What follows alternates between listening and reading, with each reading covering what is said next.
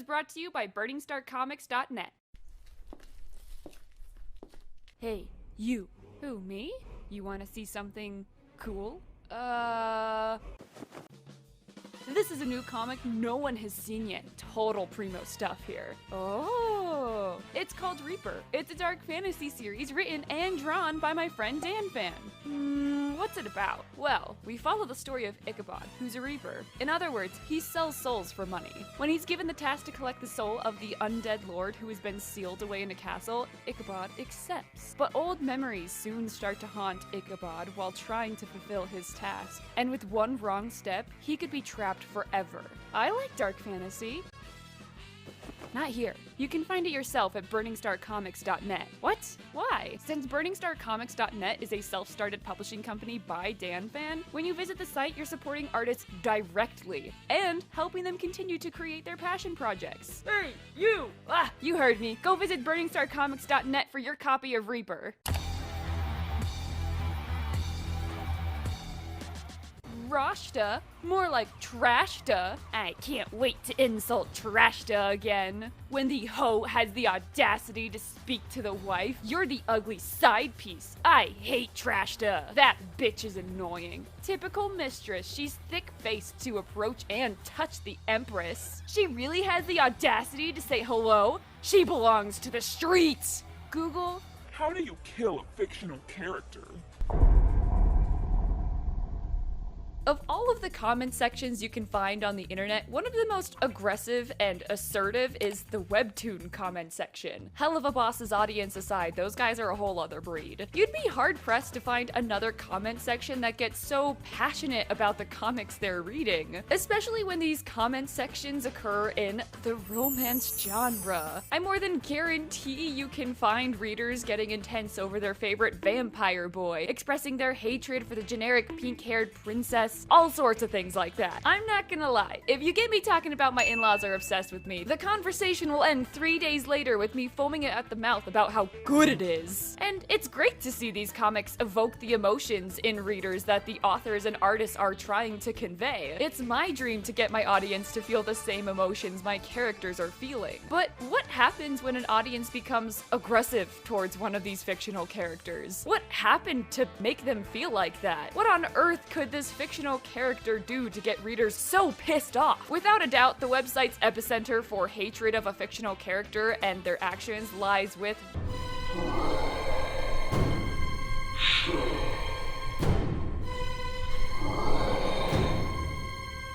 Rashta, a character from the comic The Remarried Empress. Now, obviously, it's really common and totally acceptable to leave a comment about how a character made you feel, your opinion on what's happening, or even a funny joke relating to the comic you're reading. I mean, come on, I make videos about my comics regarding these comics. I don't really have much of a leg to stand on here. And like I said, I go feral when it comes to comics I adore. But the comments regarding Rashta seem to be different. People were angry with Rashta. Readers hated Rashta. I don't think I've ever really been angry with a character, really. The closest comparison I can make is Matthias from Cry or Better Yet Beg. Well, yes, the character Matthias is a creep, terrible person, yada yada. He brings the story down, which is the fault of the author, making one character act terrible and all of the other characters just going along with it and condoning his actions. The story would have been decent had no one gone along with his actions and pretended he was okay and the best person ever. But curiously, in the case of Rashta, over and over again, I see comments talking about how Rashta specifically is the worst and how they hate her and how the actions in the comic are specifically causing them deep and serious emotional pain. This line of thinking from readers got me really interested in this as a comic because I don't know if I've ever seen anything like it, really. The disdain for Rashta seeps into every single other comic where an antagonistic female character gets introduced. The same writer is writing all the characters, but only one character is was being singled out and hated by readers. And that got me wondering, was this critique, no, this hatred deserved? Is Rashta actually this evil, deplorable woman who deserves nothing but scorn? To fully understand Rashta, we have to get to know the story she comes from, that being the comic The Remarried Empress. We're introduced to Navier, the Empress of the Eastern Empire, a cold, thoughtful, and reserved woman. Her husband Sovashu, the Emperor, has grown unfaithful, and when the sight of a beautiful woman found in one of his forest traps catches his eye, Sovashu basically turns his back on Navier, instead opting to spend time with this new woman. In a world where slaves are considered less than objects with a near 0% chance of having a good life, there is relatively no hope for people like the runaway slave who got caught in Sovashu's trap, Rashta. While in this world having a mistress and concubine is completely normal and acceptable, Sovashu constantly disregards the feelings of Navier in favor of supporting Rashta. Time and time again in the story, Navier will bring up issues or thoughts she has on policies or things regarding ruling their kingdom, and Sovashu just refutes her by telling her she's jealous of Rashta. Meanwhile, Rashta does acts that are considered petty, mean, or just straight up stupid towards anyone and everyone.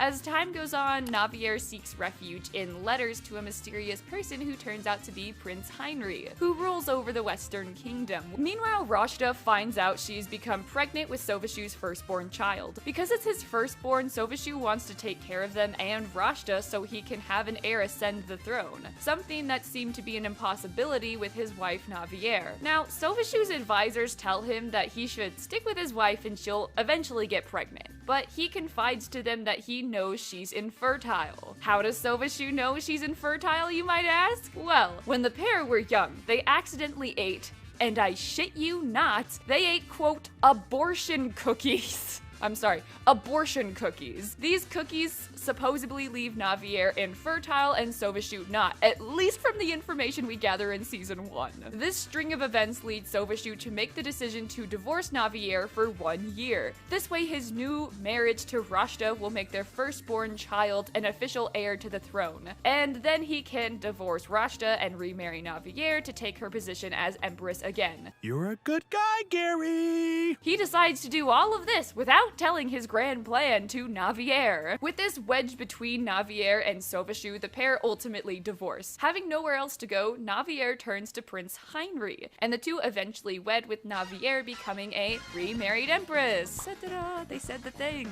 Hey, that's the name of the show. So now that you know the basic background of the world and story she's from, let's talk about Rashta. While from my summary she might seem to be a background character, she does push and shove her way to the forefront of the comic.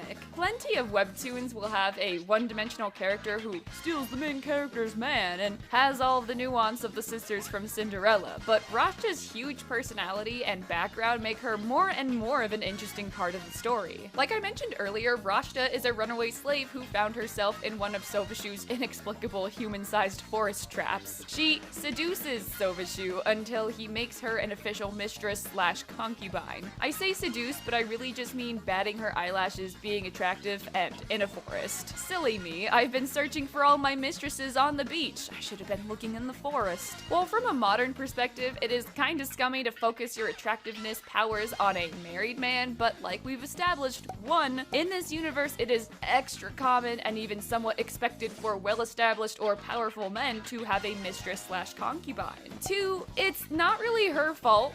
It's just as much on Sovashu to go, oh hey, I'm a married man, maybe I shouldn't cheat on my wife. And most importantly, she's a slave! Her options as the story presents them are to either continue being a slave or go and become a concubine to a very rich guy and become pampered and liked overnight. I think any person in their right mind would go for option 2. Now, beyond just her introduction, Rashta does do some pretty dumb, petty, and mean things. So let's take a look at some of her initial actions that are imperative to the story and audience reception of her as a character. Rashta tries to immediately cozy up to Navier immediately after coming to the the castle. This is seen as a huge no-no in the world, not to mention kind of weird from Navier's point of view. Rashta tries to call Navier's sister. She constantly goes to Navier's part of the castle after being told she probably shouldn't, and just acts in an overall very familiar way towards Navier. The overall way too friendly nature she took really rubbed people the wrong way. Rashta also becomes the subject of blackmail early on in the comic by her old slave owner Viscount Lodeshoe. He spots her at a social party and now begins to use her newfound wealth and position for his own personal gain by asking her for money or invitations to social parties. At first you might think he's doing this to out her to Sovashu for being an escaped slave, but Sovashu basically already knows this. Rather, he has more extreme and important dirt on her, being that he has her firstborn child. Let me elaborate. Lodeshoe has two children, Alan and Lebetty, both around the same general age as Rashta. Alan and Rashta fall in love, and this winds up with Rashta becoming pregnant with his child.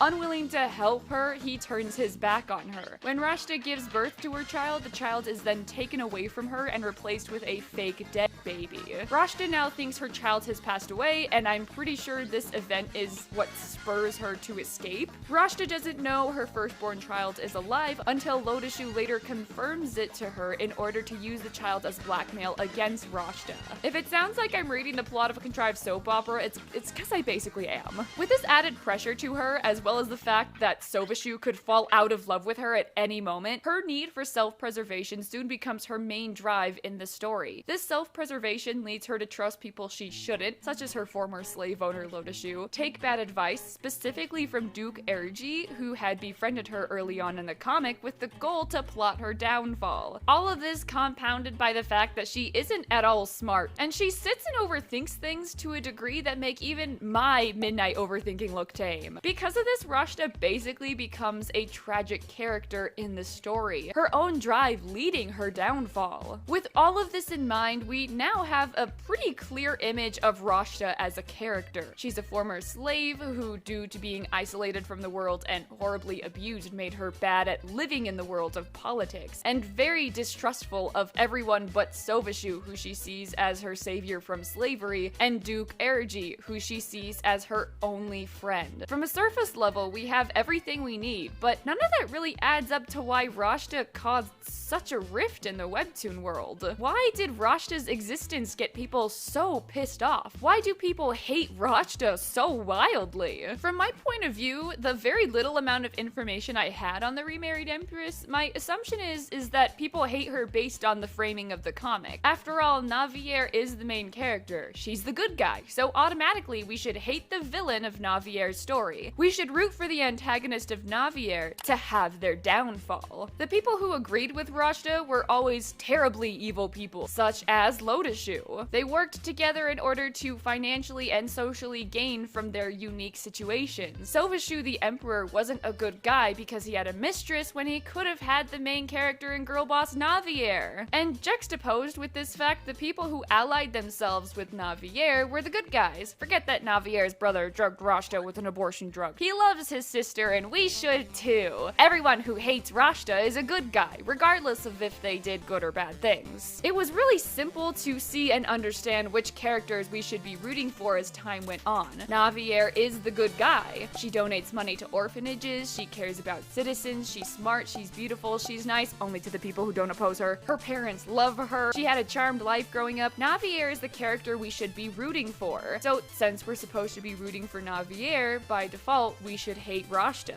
Originally back in 2020 when the Remarried Empress first came out, I found out about it from a friend who talked about how much they enjoyed the first few chapters, how they liked the art, and most importantly, how the character Rashta made them feel. Their recommendation piqued my interest in the comic, and when they described his Rashta character as a beautifully petty mean girl, I was very curious. I love dynamic characters, especially when those characters are villains or antagonists of stories, so I quickly pulled out my phone and began reading. Here, the comments were full of people saying how much we are going to hate Rashta, how terrible she is, and how much better the female lead Navier was than Rashta. Bookmarking the comic, I read, excited to see the mean girl, petty nonsense everyone was promising. As the weeks went on, I was given teases of Rashta's Rashta's personality, but nothing was concrete enough for me to form an opinion on her yet. Rashta was shown to be neither thoughtful or remorseful or strong-willed, at least in comparison to Navier, who was quiet, cold, and smart. Whenever something didn't go Rashta's way, she would resort to tears in order to gain sympathy. As a huge crybaby myself, I actually really liked Rashta. I thought her actions were reasonable and even relatable, weirdly. I was excited to see this character turn into the villainess that had been promised by so many commenters. I was wondering what she would do to make me understand her evil actions, but as the weeks turned into months, nothing happened. I soon grew bored of waiting for Rashta to show her true colors like everyone was promising, and I gave up. But Rashta still really stuck with me in my head, so I decided now that I was going to go back through the comic all of these years later, I was going to make a spreadsheet and note every single action Rashta takes, whether it be good, bad, or even just boring. And before you ask, this is what my spreadsheet looks like. Isn't it glorious? It's definitely large, I'll tell you that much. Now, because we're not interested in the good or boring stuff, I filtered all of the bad things Rashta does in the comic, which counted up comes down to 63 actions. Now, already that's less than 50% of the comic where Rashta is doing something that could be considered unethical or questionable. But I was worried that since I've read this comic like 3 times now, I wasn't being very subjective. So I took it a step further, and I had someone who had absolutely no knowledge of Rashta, my husband Jonah, rate her actions on a tier list.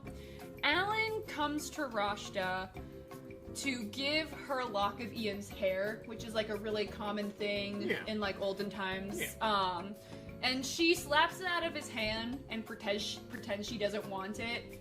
He leaves, and then she picks it up because she does want it. Because she does like her first child. This girl needs some therapy. Yeah, it is. She just needs like some help. They did both say Navier was infertile, and what happened is Navier If you can see the look on my face right now, I don't hate Rashta. I think I hate whoever wrote this. Based on Jonah's rating of her negative actions, we actually ended up deciding that only 32 specific instances were deemed as terrible. So that left us with Rashta being terrible or objectionable for about 17% of the comic. Now, that's not a great case for Rashta. If someone was acting terribly towards me for 20% of the time we spent together, I probably would consider them a villainous character in my life. So why am I still making this video? It's because of how the actions are spread out throughout the story. The majority of mean, evil, objectionable actions made by Rashta are in season 3, long after the commenters have decided that they didn't like her. If we look at just the first season, which is no small amount of comic coming in at 85 episodes, Rashta is sitting at 14% of her actions being negative ones. So what does all this dumb math mean? To me, it really seems like the hate that Rashta got right out of the gate in season 1 doesn't equal the amount of bad things she actually did in the story, which means the reason for the large dislike of her has to be something beyond her actions and the comic itself.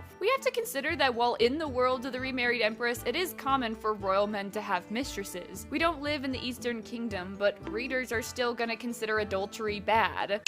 Rashta showing up and stealing Navier's man isn't going to be taken very well by anyone. That said, I really don't think a man that gets stolen is worth having in the first place. Rashta didn't hypnotize Sovashu. He's his own person and made the active choice to toss Navier aside. If anything, I hated Sovashu the absolute most out of all the characters in this comic. He treated his wife like shit, acting cold and uncaring towards her. Then he turned around and treated Rashta like an object, even calling her things like his prey. Ugh.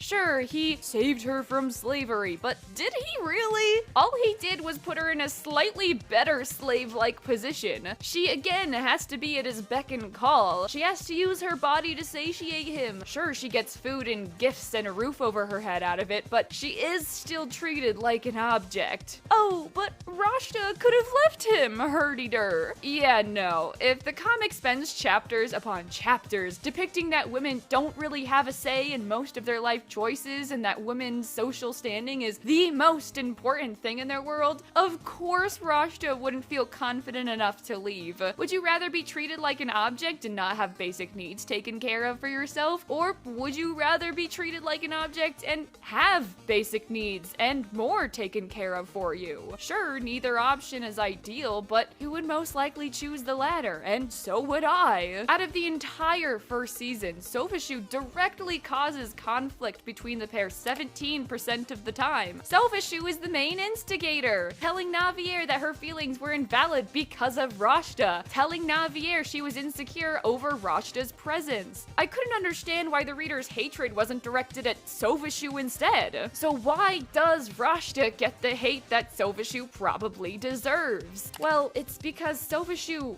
loses and gets multiple forms of retribution for his actions. Sofashu expresses guilt over divorcing Navier. He has multiple drunken nights spent thinking of Navier, self-harming, and doing the absolute most to get her attention. Since Navier is the main character, this is seen as a total win. As we all know, people who oppose Navier are bad, and if they change their minds, then everything they did was a-okay, since they now love and agree with her. He is bad!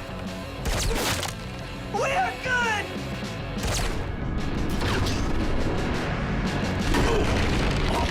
The perspective of Sofashu is now in line with the perspective of the average Webtoon reader. Navier is good, loving her is good, and going against her is wrong. While people were still angry with Sofashu, he admitted guilt and sadness over his actions. Rashta didn't. Even if she wasn't an instigator in a conflict, readers still found Rashta at fault. I couldn't understand the hatred for the life of me. I liked Rashta. I found her character interesting.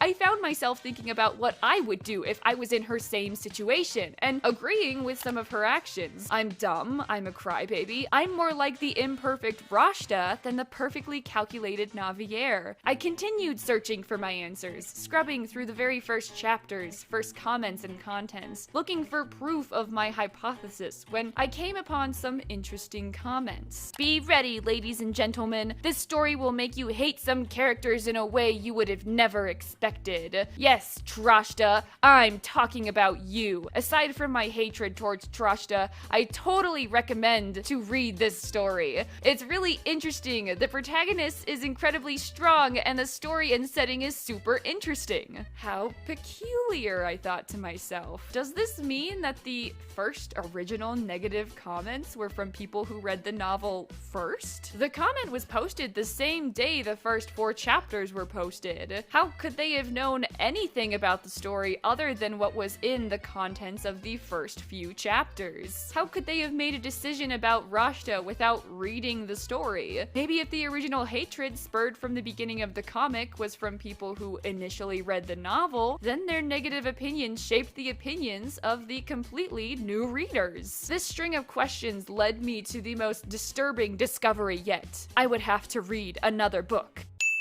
In order to get the information and compare and contrast the novel version of Rashta to the comic version of Rashta, I would need to read at least the first few chapters to see if the comic played up or down the actions of our girl Rashta. I thought for sure she would be acting more petty or rude or difficult, but as I started reading, I just kind of felt that Rashta was more dumb. She did a lot of the same things she did in the comic, but she spoke about herself constantly in the third person, like that creepy crawly dude from The Lord of the Rings. She was in a wheelchair for the first few chapters, she didn't tear Navier's dress nor call her sister until a little bit later. None of what she did made me think any more or less of her, though it is fair to mention that it is a little more clear Rashta is purposely causing some issues. As far as adaptations go, the comic was pretty faithful to the original source material. Still, while it is possible that the widespread popularity of the comic itself was the reason trashing Rashta became so popular, I couldn't get behind the hatred for her. Having over 400 million views with 3.5 million subscribers, it makes sense that Rashta became so well known.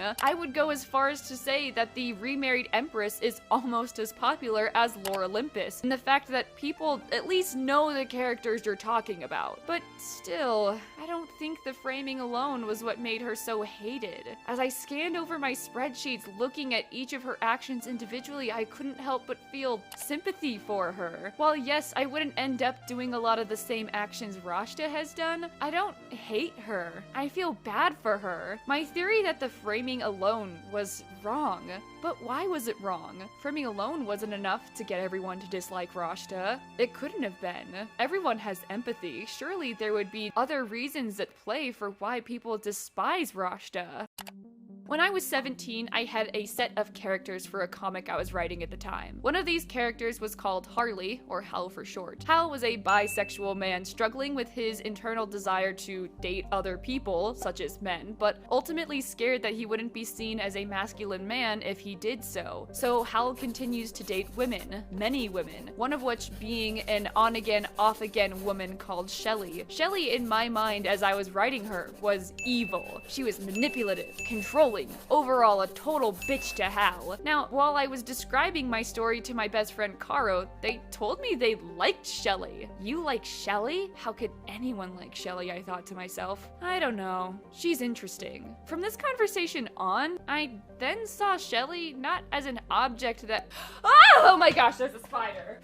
From this conversation on, I then saw Shelly not as an object that causes conflict, but a person who causes conflict. Shelly pulling Hal away from exploring his sexuality was more interesting than a natural disaster that would have preoccupied him from doing so. Shelly tormenting Hal with his emotions was more interesting than those emotions having never been explored. Shelly was worried her boyfriend would leave her. While yes, I had only created Shelly to be a villain, an object, she became so much more after the conversation I had with Caro. Shelly was interesting. Now whenever I discover a villain or antagonist to a story, I become desperate to figure out what made them that way. Why do they act this way? Were they always like this? Is there a way they can change? Could my initial line of thinking have been different from every other reader? I really did like Rashta. I thought she was interesting. I couldn't help but be excited when she appeared on screen. Rashta's back. I wonder what she'll do next. Oh no, Rashta, you really shouldn't have done that. You can still fix things though. Whatever the cause of hatred for Rashta, it wasn't solely the framing or popularity of the comic like I earlier concluded. There had to be a bigger reason people hated Rashta so vehemently. As I scanned over the previous chapters looking for answers, I only saw the same things I had initially seen. Sovashu throws Navier away for Rashta. That's not Rashta's fault. Sovashu acts coldly because of his newfound interest in Rashta, but that wasn't necessarily Rashta's fault either. There's a Rashta-shaped wedge being formed between the pair. Like I said earlier, Sovashu was the main instigator between the two for the first few chapters. Sovashu was the one who outright disrespected Navier. Even if Rashta should have known better, I was more sympathetic to why she did the things she did. If only I could figure it out. All of the answers were sitting right in front of me in my beautiful spreadsheets. I just couldn't understand.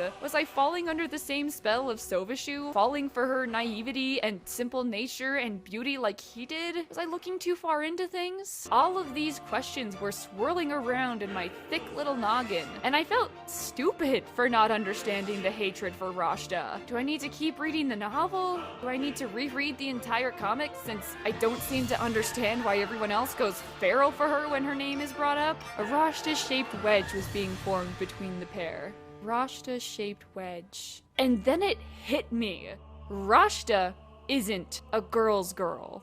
I felt like I had struck gold with my epiphany. While I had started reading the comic for Rashta since the very beginning, even back when it was released, most of my attention was on Rashta rather than Navier. Even now, I was only looking at Rashta, not the bigger picture. What is a girl's girl, you might be asking? A girl's girl is someone who uplifts other women without the pettiness or drama. The type of girl who loves their female friends and supports them damn near unconditionally. The type of girl who sees another girl in need and jumps into action for the benefit of the other girl, regardless of the situation or prior assumptions made about that girl in need. In layman's terms, a girl's girl would lend any girl, no matter the situation, a tampon or a pad. Rashta is not a girl's girl. Rashta goes out of her way to harm and disrespect and demean other women for her own benefit and gain. Rashta would stash her tampons and not share them with any other woman, and might even laugh at the misfortune of the other woman. It was also clear to me now, since most of Webtoon's readers are female, it would only make sense that a lot of them are girls,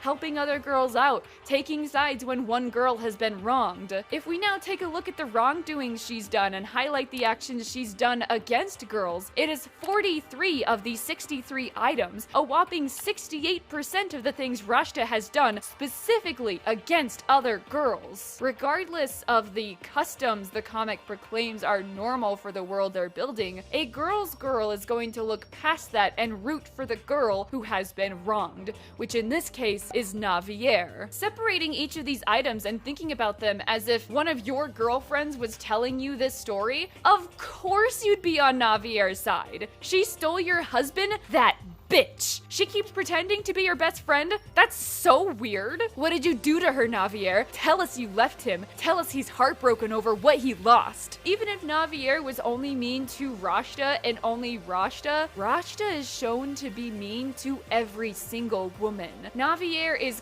constantly shown to try and help her female companions. One of the very first things we see Navier do is comfort and feed her lady-in-waiting after she had been imprisoned for 5 days. That is something a girl's girl would do in a heartbeat. I hadn't seen it sooner because I was originally only paying attention to Rashta. I wasn't considering her actions in the sense that a majority of them would be against other women. You were a slave? Get that bag, girl. He mistreated you? Show him how much better off you are without him. His ex-wife insulted you? Pull her hair! With my findings being made clear to me, the haze Rashta had over me was broken. While Rashta is a tragic character with hordes of mental issues and baggage, she isn't a girl's girl. The main Webtoon audience isn't really reading stories as full pieces of media featuring a cast of characters that they want to see grow and change and develop. They're reading stories to see the protagonist girls go on adventures, and they treat those protagonist girls like they know them. So they're not really looking at the comic from a bird's eye point of view, they're looking at it from the perspective of their friend Navier, who has been dealing with this absolute bitch Rashta. So now we know why people hate Rashta so viscerally. It's time to ask ourselves, is this hatred justified? We have all of the information we need to know in order to make our conclusive conclusion. Personally, I don't think the hatred for Rashta is justified. Is she a bad person? Undoubtedly. But a lot of the time her actions tended to be justified within the context of the story. I was rooting for Rashta to win, even though Navier was the main character we were supposed to be following. In the show Primal by Genndy Tartakovsky, there's a battle between our main character Spear and a Viking for a majority of season 2. While we are rooting for our main character Spear, we're also rooting for the Viking, who is acting on a lot of the same emotions and bases that Spear had been in the earlier seasons. Even though the Viking was the antagonist to Spear, I also wanted him to win. He was just doing what he thought was right.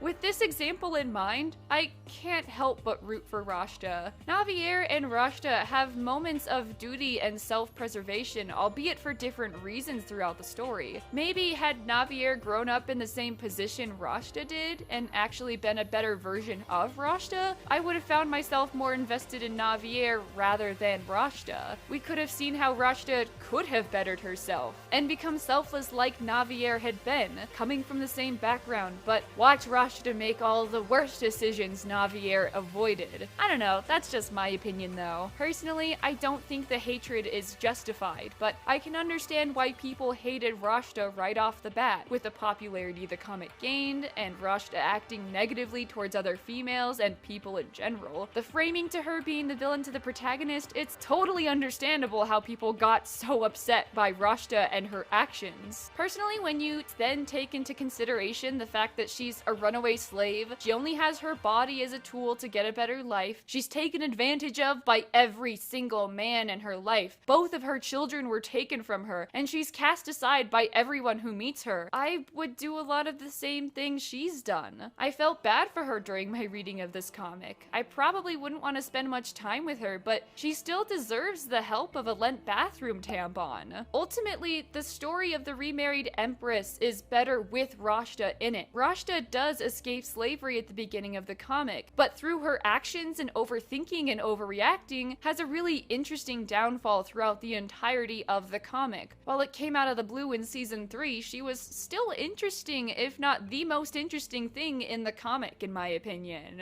Rashta wouldn't lend you a tampon. She would tell you you're weird for asking, even though she had once found herself in the same position. She causes a lot of her own issues through the entire story, and while reading from a bird's eye view, you can't help but feel sorry for her. But when you find yourself in the bathroom asking the meanest girl in school for some help, and her then denying you of a basic need, of course you're going to make a ton of assumptions about her. What kind of girl doesn't help another out? What kind of girl isn't empathetic of this innately human thing every single female also experiences? After being denied help, you're ultimately going to assume she did it on purpose. And maybe she did, and maybe you're right. This mean girl wouldn't help another girl out unless she could potentially gain from the situation. After searching for my answers, I finally found them. Not in the words, but in between the lines.